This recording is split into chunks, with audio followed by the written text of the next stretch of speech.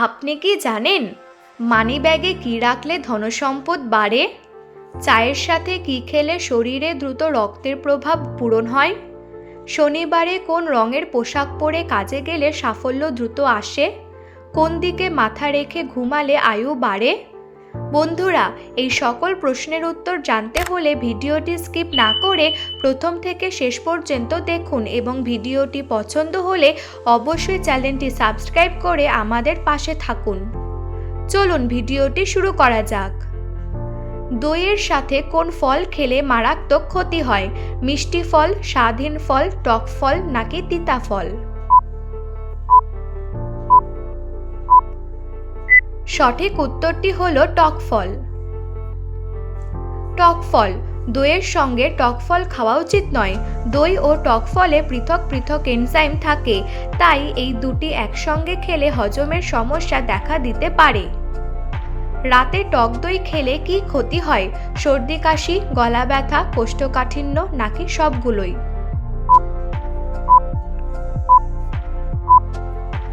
সঠিক উত্তরটি হলো সবগুলোই। কফ তৈরি হতে পারে।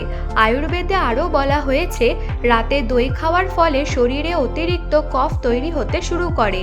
এতে গলা ব্যথা এবং সর্দি কাশির সমস্যাও বাড়িয়ে তুলতে পারে। স্থূলতা। একটি বৈজ্ঞানিক গবেষণায় বলা হয়েছে রাতে অতিরিক্ত দই খেলে স্থূলতার সমস্যাও বাড়তে পারে। এর পাশাপাশি কোষ্ঠকাঠিন্য হতে পারে। হলুদের সাথে কোন পাতা বেটে লাগালে চর্মরোগ দ্রুত ভালো হয়? নিম পাতা, বেল পাতা, বেসিল পাতা নাকি আকন্দ পাতা?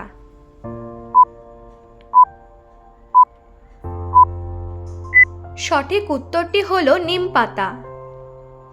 পাতা বা ফুল বেটে গায়ে কয়েকদিন লাগালে চুলকানি ভালো হয়। পাতা ভেজে গুঁড়া করে সরিষার তেলের সাথে মিশিয়ে চুলকানিতে লাগালে জাদুর মতো কাজ হয়। নিম পাতার সাথে সামান্য কাঁচা হলুদ পিষে নিয়ে আক্রান্ত স্থানে প্রলেপ আকারে 7 থেকে 10 দিন ব্যবহার করলে খোস পাঁচড়া ও পুরনো ক্ষতের উপশম হয়।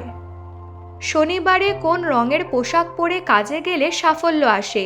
সাদা, হলুদ, লাল নাকি নীল?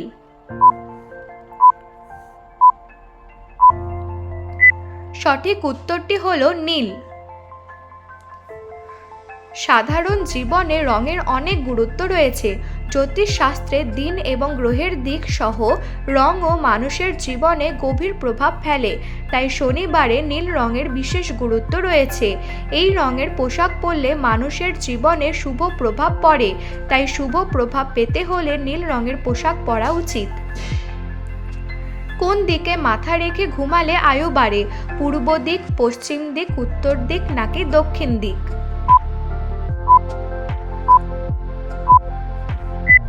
সঠিক উত্তরটি হলো দক্ষিণ দিক। বলা হয় দক্ষিণ দিকে মাথা আর উত্তর দিকে পা রেখে ঘুমালে যে কোনো ব্যক্তি সুস্থ ও ভালো থাকে, ফলে তার আয়ু বেড়ে যায়।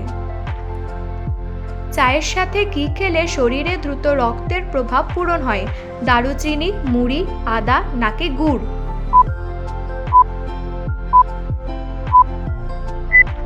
সঠিক উত্তরটি হলো গুড়। রক্তের প্রভাব থাকলে গুড় খাওয়া বা গুড় দেওয়া চা পান করলে এই প্রভাব দূর হয়। গুড়ে প্রচুর পরিমাণে আয়রন থাকে, যা রক্তের প্রভাব দূর করে। পিরিয়ডের সময় পেটে ব্যথা হলে গুড়ের চা পান করলে অনেকটা পেট ব্যথা কমে। মুখে কি ব্যবহার করলে ঘাম হয় না? টক দই, শসার রস, চালের গুঁড়া নাকি সবগুলোই?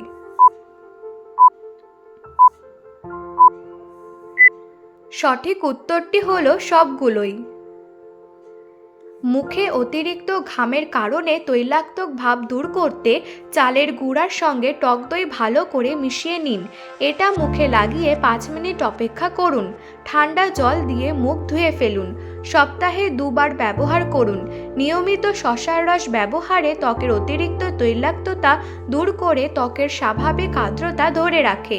এতে আমাদের ত্বক অতিরিক্ত তেল চিটচিটে হয়ে যায় না। আবার এর অ্যান্টিঅক্সিডেন্ট উপাদানও ভিটামিন সি আমাদের ত্বক থেকে ক্ষতিকারক ব্যাকটেরিয়াকে সম্পূর্ণরূপে দূর করে, ফলে ময়লা ও ধুলাবালি থেকে আমাদের ত্বককে রক্ষা করা সহজ হয়। মানিব্যাগে কি রাখলে অর্থ সম্পদ বাড়ে? রসুন, লবঙ্গ, ময়ূরের পালক নাকি চিনি?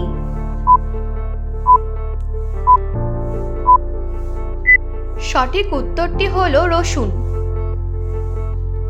মানিব্যাগে 1 কোয়া রসুন রেখে দিন, এতে কখনো আর্থিক অনটন থাকে না, পার্স সবসময় টাকায় পূর্ণ থাকবে। এছাড়াও এটি করলে অর্থনৈতিক ক্ষতি কম হয় এবং আশীর্বাদ পাওয়া যায় বলে বিশ্বাস করা হয়। আপনি যদি ব্যবসায়ী হন এবং আপনার ব্যবসায় ক্রমাগত ক্ষতির সম্মুখীন হন, তাহলে একটি লাল কাপড়ে 5টি থেকে 7টি রসুন বেঁধে আপনার দোকান বা অফিসের প্রধান দরজায় ঝুলিয়ে রাখুন। বিশ্বাস করা হয় এটি করলে আপনি আপনার ব্যবসায় লাভ করতে শুরু করবেন। কোন খাবারটি খেলে দাঁতে পোকা হয় না? চা, কফি, দুধ নাকি চকলেট?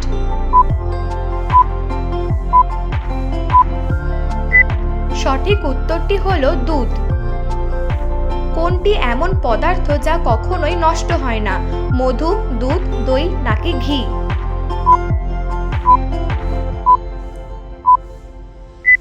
সঠিক উত্তরটি হলো মধু। Thanks for watching. Like, comment, share and subscribe to my channel.